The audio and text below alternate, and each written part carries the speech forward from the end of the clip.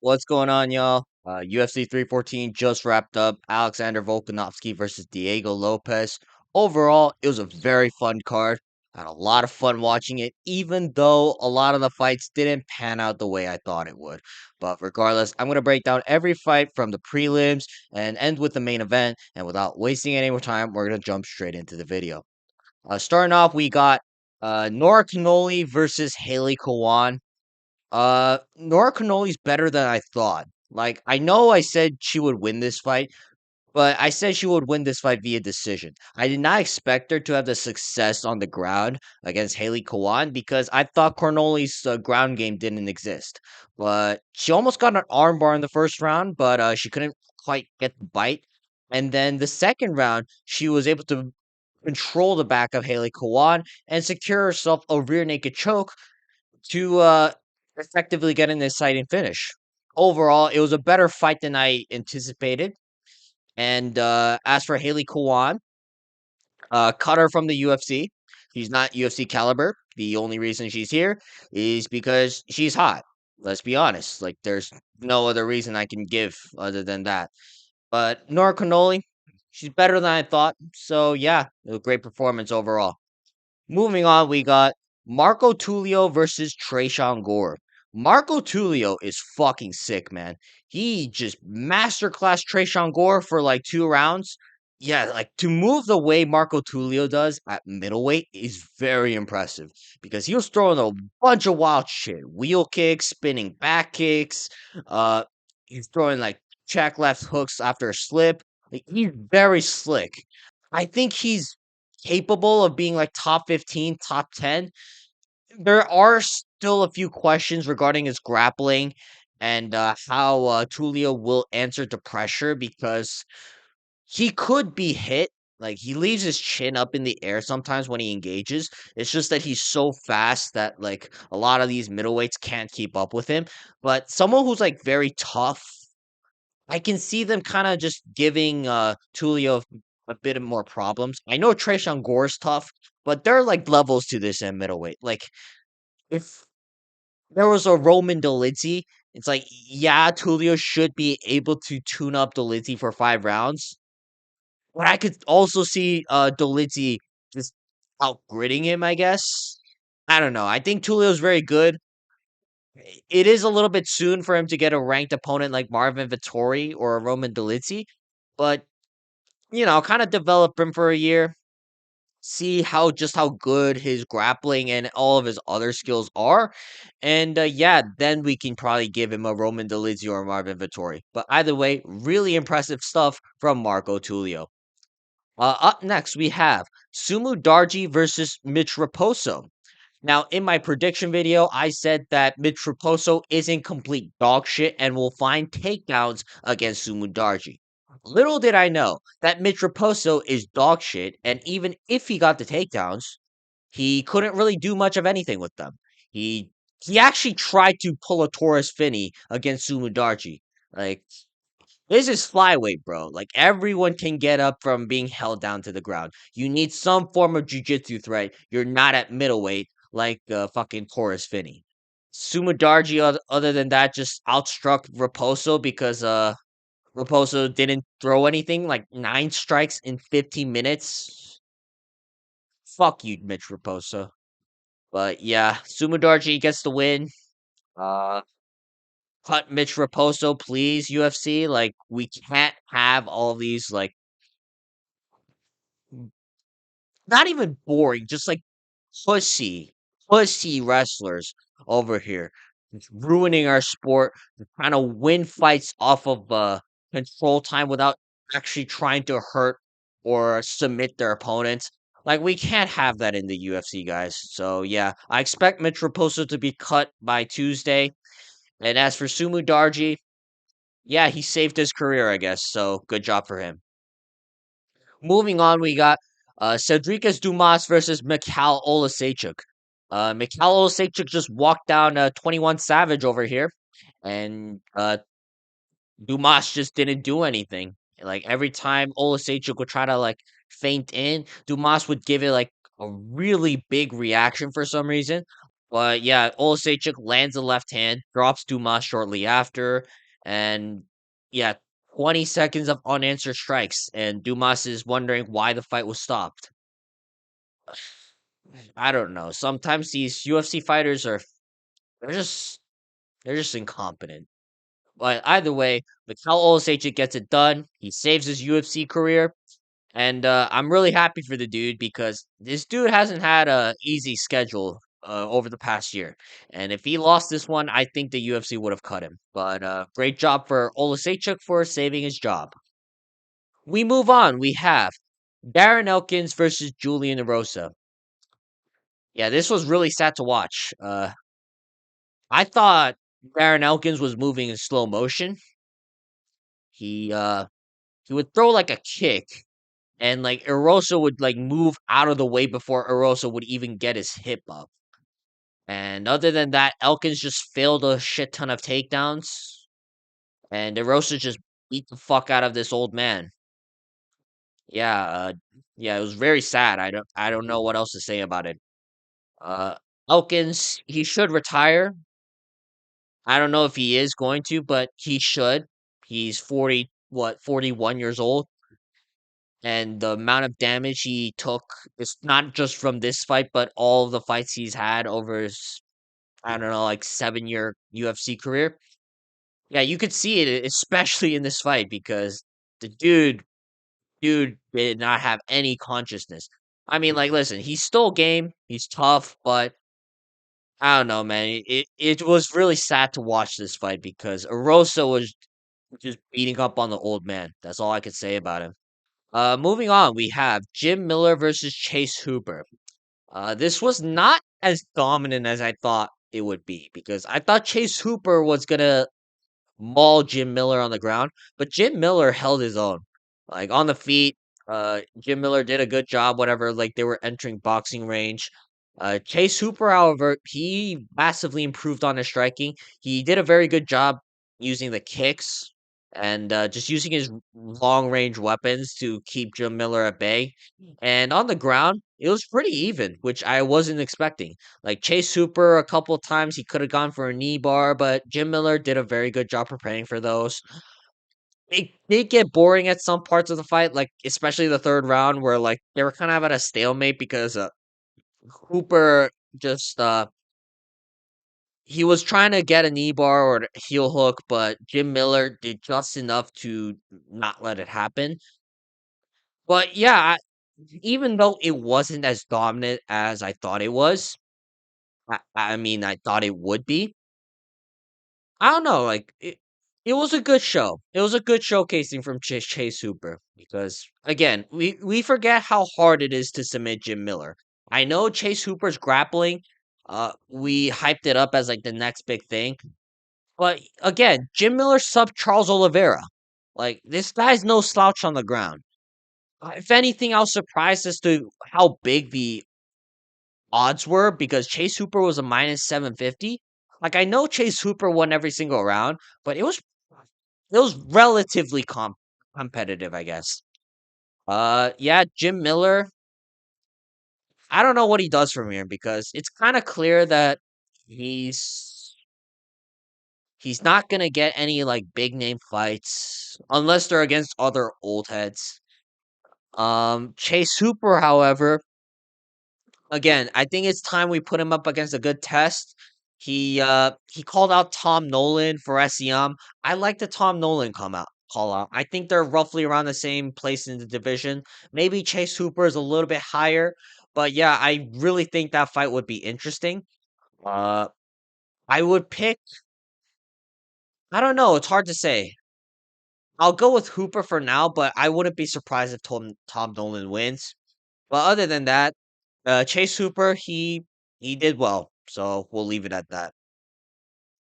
Moving on, we got Yan Xiaonan versus Verna Jandiroba. Verna Jandiroba, this was a clean one-sided domination. I I know I said that if Verna Jandiroba was getting the takedowns, she would probably submit Yan Xiaonan. But Yan Xiaonan, she's very gritty. Like I gotta give her props for that.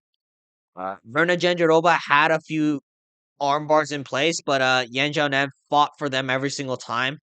And other than that, though, Jandiroba just kind of dominated her on the ground. Yan Xiaonan, whenever they were on the feet, she didn't really do much of anything. She just kind of sloppily threw like one punch every 15 seconds. Yeah, it wasn't the best performance for Yan Xiaonan. But as for Verna Jandiroba, um, it was good, but I don't think she beats Zhang Weili. I don't see it. I don't see it. Like, yes, her jujitsu might be slightly better than Zhang Weili, but again, she's not as good, nearly as good at anywhere else in the game. Like wrestling, I think Zhang Weili is better. Striking by far, Zhang Weili is better. The clinch by far, Zhang Weili is better. Yeah, I just don't see it for Verna Jandiroba. Like, yeah, don't get me wrong, her jiu-jitsu's awesome, but other than that, nothing really much to write about. Like, her wrestling is okay at best. Her striking is non-existent. Like, I guess she has outstruck Yan Jiaonan, but not really. But other than that, again, her grappling is really fun. I just don't think she beats Zhang Weili, which, as much as impressive this was, I don't know. It just takes away some of it because we need a legitimate challenge for Zhang Weili right now. We're gonna move on to Dan Ige versus Sean Woodson. Now, the fight was stopped prematurely. We'll just say that because as soon as Sean Woodson tried to get up from a bad position, the ref decided to call it off for some reason. I don't understand it. It he wasn't like stepping in when Ige was just pounding Sean Woodson's head, but the second that Woodson tried to like posture up and like stand back up, that's when the ref stepped in. I don't know. I guess like he had a money line for Dan Ige. Good for you, man, for paying out your parlay. Prepare to be investigated by the UFC pretty soon. But other than that, I was impressed with Dan Ige. Like, there were a lot of, I guess, I don't know if I want to call them mistakes, but there were a lot of things that I would have wanted Dan Ige to do, like throw leg kicks. But it wasn't like Sean Woodson looked bad out there. He just caught Sean Woodson uh in the third round. Like early on in the first two rounds, Sean Woodson was piecing up Dan Ige. I know Woodson doesn't really throw any damaging strikes, but he was tagging up Ige, and Ige wasn't really landing much. But Ige bought his time, waited for Woodson to back himself into a corner, and Ige eventually unloaded. I believe it was a left hook. I don't know. I'll probably have to watch that fight back, but I'm not really sure off the top of my head. Anyways, it kind of I don't know if it dropped Woodson, but that was that was where Ige started to press forward. Woodson shot a questionable takedown attempt, and from there, I thought Ige was gonna get the finish. I didn't think it was gonna be an early stoppage like what happened, but I did think that Ige could have got the finish had it been like maybe like 5-10 seconds longer. Either way, Dan Ige saves himself from getting booted off the rankings. Dan Ige is one of the greatest gatekeepers of all time. And yeah, sucks for Sean Woodson because I don't think he's going to get a ranked opposition anytime soon. We're going to move on to the main card Nikita Krylov versus Dominic Reyes. Dominic Reyes is back. The title run starts now. Like, I know I said Nikita Krylov is probably going to win this fight, but I'm glad I'm wrong because Dominic Reyes looked like the Dominic Reyes of old, and he knocked out Nikita Krylov in the first round. Nikita Krylov came out like his usual self, just aggro maxing forward, trying to like knock down Reyes as soon as possible, get into a wild exchange. But Reyes, he pulled out the signature Reyes step back left hand. And from there, he dropped Krylov, I believe, once. And then right after, when he hit the step back left hand the second time, he put away Krylov in a nasty knockout. Again, I'm really happy for Dominic Reyes. Honestly, if Tom Aspinall is not going to get the John Jones fight. Just give John Jones Dominic Reyes again because I fully believe Dominic Reyes will whoop John Jones's ass once more. But yeah, other than that, I'm really happy for him. Nikita Krylov, it's tough. You just changed your nationality to Russia. And yeah, I don't think Russia's going to take kindly to you losing in the first round like that. But yeah, other than that, what do I want to see from Dominic Reyes, though? I want to see him fight like a Jamal Hill or Khalil Roundtree. Like, let's be honest here. Jamal Hill is probably going to pull out of the fight. And Khalil Roundtree, I think Dominic Reyes would beat Khalil Roundtree. I don't think he should fight Yuri Prohaska. Oh, but I think Khalil Roundtree and Alexander Rakic are perfect opponents for Reyes to fight in order to get himself a title shot. That's again, the title runs back. Can't wait for Reyes to fight again soon, and I'll be rooting for him all the way from now on. I'm no longer doubting Dominic Reyes. Moving on to Bryce Mitchell versus Jan Silva. The devil won this fight.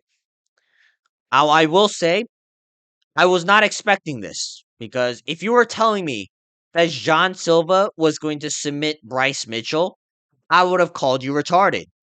But little did I know, Jan Silva came in really well prepared. What I've noticed in Bryce Mitchell's fights, he always goes for the outside single. It's his go-to takedown. And I think Jan Silva noticed that because he did very well to prepare for this. He had a nasty guillotines off bottom in the first. He almost choked out Bryce Mitchell with that. And then he almost got another choke with a ninja choke at the end of the first round. And the from the second round, you guys saw he finished Bryce Mitchell with a ninja choke. Like, and yeah, like I don't know what you can say about this because I guess Gene Silva's that good.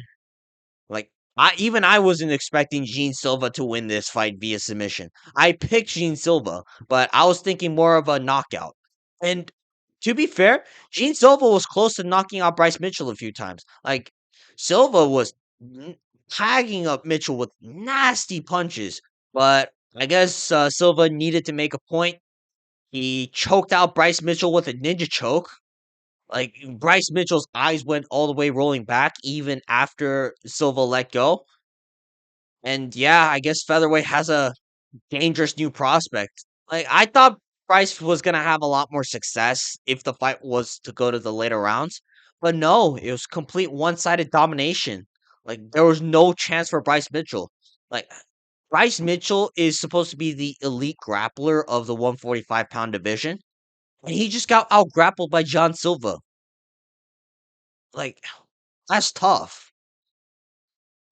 I don't know. I think Bryce Mitchell's still good. I just hope the UFC doesn't cut him just for his controversial takes, I guess, and the fact that he lost to Jean Silva, I guess.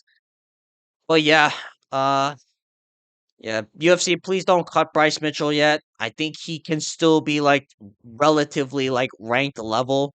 But as for Jean Silva, that was really impressive. I think this warrants him a top five opponent.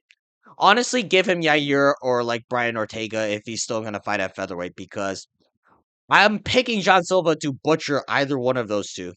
And hopefully, John Silva fights for a title very soon. We're going to move on to the next fight Yair Rodriguez versus Patricio Pitbull.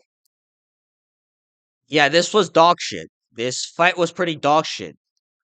Patricio Pitbull, he did not really do anything. He just kind of stood there menacingly at range, letting Yair, I guess, kick him nonstop. And I'll be honest, Yair Rodriguez didn't even look that good. Like every time they were in close quarters, Pitbull was actually like outstriking Yair Rodriguez. Like Rodriguez dropped him in the third round, I think, which kind of sealed him the fight. But yeah, it wasn't that impressive to be honest. Like I don't know, man. Like Rodriguez is demanding a title shot after this. No, no, you're not getting a title shot. Like Lopez, who we'll talk about in the main event, I will still pick him to butcher you, Yair Rodriguez. Yeah, if anything, this just kind of proved that Patricio Pitbull only fought schmucks off Bellator. Like Bellator fans swear to God that Patricio Pitbull was like the elite of the elite. But I don't see that. I really didn't see that. Like, yeah, you could say he's like 37 and he's out of his prime. But he's fought like this since like his prime. It's not that much different. He doesn't really throw that much output. He just relies on other people trying to cross the void. And the people who are crossing the void against Patricio Pitbull aren't as nearly as good as Yair Rodriguez. Which is crazy to say because I don't even think that Yair Rodriguez looked that impressive in this fight. I wouldn't be surprised if Patricio Pitbull gets cut from the roster because what do you do with him? He's 38 years old. He's not getting a title shot anytime soon. And he just lost to someone who's well out of the title shot picture. And as for Yair Rodriguez, yeah, I kind of expected him to do this, but I don't know. It just feels weird. Like I said, probably by uh 3 round dominant decision, but it still felt underwhelming, even though my expectations weren't high. So yeah, in a way, I guess he's gonna have to fight someone, like another guy coming up from the rankings, like a Jean Silva. But I wouldn't be opposed to the Diego Lopez matchup because Diego Lopez will probably butcher Yair Rodriguez. So yeah, other than that, I got nothing else to say about this fight. Moving on, we to the co-main event. We got Michael Chandler versus Patty Pimblett. Guys, I think people have to start admitting this.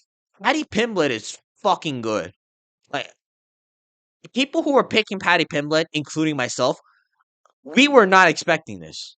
Like, yeah, round one it was kind of shaky. Chandler doing his Chandler shit, just suplexing Patty Pimblett. But round two onward, it was worse than the Charles Oliveira beating Michael Chandler got. Like Pimblett just beat the fuck out of Chandler. Like, there's no way to sugarcoat this. Like one-sided domination. Like from start to finish, as soon as Patty Pimblett hit the ground with Chandler, like Chandler couldn't do anything. He was getting butchered with elbows. He was getting his face smashed in with punches, and he was about to get choked out a couple of times. His Patty Pimblett, I think he's legit. It's hard to say how good he is because again, he does still get like favorable matchups in a way. But Pimblett, he's improving, which I noticed a lot. His kicks looked a lot better than usual. His ground and pound is fucking nasty. His jiu-jitsu transitions are crazy. His submission game isn't quite as good as I thought it would be, but it's still really impressive. And yeah, the UFC will probably match him up with Justin Gaethje next. I think that's a winnable matchup for Patty Pimblett. Like I know Patty Pimblett leaves his chin up in the air still, but other than that, I don't really see Justin Gaethje really chinning him. And on the ground, Patty Pimblett will just sub Justin Gaethje in under a minute. He will fold Justin Gaethje up like a pretzel. Really impressive stuff from Patty Pimblett. As for Michael Chandler, we'll see you at the bottom. You should probably retire. You probably aren't going to because you're gonna call out Conor McGregor next in a few days. But yeah, please retire, Michael Chandler. We don't need you anymore. We got Patty Pimblett. Moving on to the main event. Alexander Volkanovski versus Diego Lopes. Alexander Volkanovski put on a masterclass against Diego Lopes. Now, I picked Diego Lopes to win via round two KO. I was wrong. I have no shame in admitting that I was wrong. Like, Lopez did the thing that I was saying he would do against Volkanovski to knock him out, which is Lopez, he does this thing where like he gets a collar tie and rips uppercuts. And Volk just ate them. Volk's chin looked very solid this fight. I was, I was relieved in a way because I know I said Diego Lopez was gonna knock him out, but I didn't really want to see it. Like, but yeah, other than that though, Volkanovski looked like the Volkanovski of old. He put on the pace against Diego Lopes start to finish. He peppered him with the jab and calf kicks, and every time they got close in range, he shot for the takedowns just to put it in Lopez's mind. And yeah, he comfortably outstruck Lopez. I think round 4, Lopez did drop uh Volkanovski, and it was kind of concerning because at that it was like, is Volkanovski gonna get knocked out? But no, Volkanovski held his ground. He he took a lot of shots and somehow didn't get knocked out. I guess Ilya Taporia just hits that much different. But yeah, this looked like the Alexander Volkanovski of old.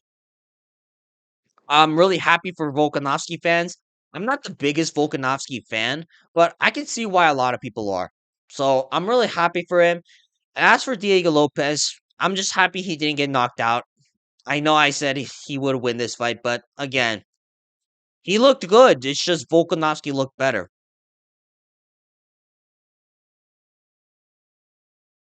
All right, that's where I'm gonna end this video for today. Leave a comment down below how you guys rated UFC 314 overall because I really enjoyed the card. Other than a couple of fights like Sumo Darji versus Mitch Raposo. But other than that, make sure to like and subscribe, and I will see you guys next time. Peace.